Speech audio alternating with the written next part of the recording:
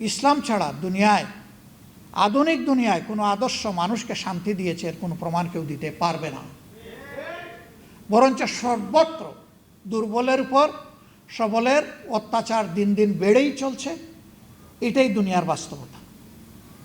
এই বিশ্বকে যদি শান্তির দিকে ফিরিয়ে আনতে হয় তাহলে ওই সংস্কারটা লাগবে, যেই সংস্কার আল্লাহ তাআলা তার প্রিয় নবী মুহাম্মদুর রাসূলুল্লাহ সাল্লাল্লাহু আলাইহি সাল্লামের মাধ্যমে মানব সভ্যতায় করেছিলেন।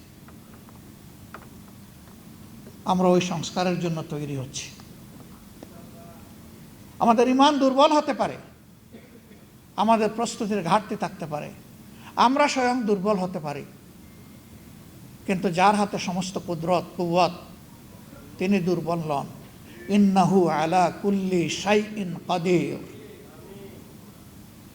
আমরা সেই মহান কুদরতের উপর ভরসা রাখি, আমরা মুতাওয়াক্কিল। যেমন আফম খালেদ হুসাইন সাহেব বলে গেলেন যে তিনি আস্থাশীল, এই সমাজ বদলাবে। আমিও তার সাথে একাত্মতা ঘোষণা করে বলছি, আমরা গভীরভাবে আস্থাশীল, এ সমাজ বদলাবে ইনশাআল্লাহ। এখন আমাকে নিয়ে না আমাকে বাদ দিয়ে, সেটা হচ্ছে প্রশ্ন। যদি এই পরিবর্তনের অংশীদার আমরা সবাই হতে পারি, আমরা সৌভাগ্যবান। আর যদি কেউ না হতে পারি, আমি দুর্ভাগ্যবান। কিন্তু সমাজ বদলাবে ইনশাআল্লাহ তাআলা।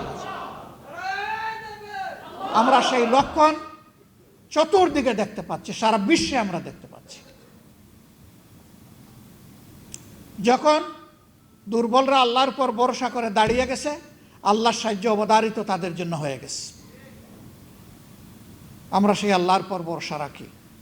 সেই পরিবর্তনের জন্যই আসুন সবাই মিলে আমরা সমবেতভাবে প্রস্তুতি নেই একটা মানবিক সমাজ গড়ার জন্য, যেই সমাজে প্রত্যেকটি মানুষের মানবিক মর্যাদা প্রতিষ্ঠিত হবে, নারী পুরুষ নির্বিশেষে।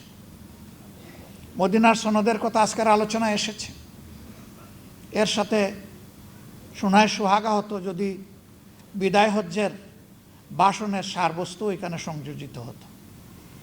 তবে যেহেতু সংস্কারের সাথে বিষয়টা রিলেট করে, এই জন্য সম্ভবত এটাকে হাইলাইট করা হয়েছে।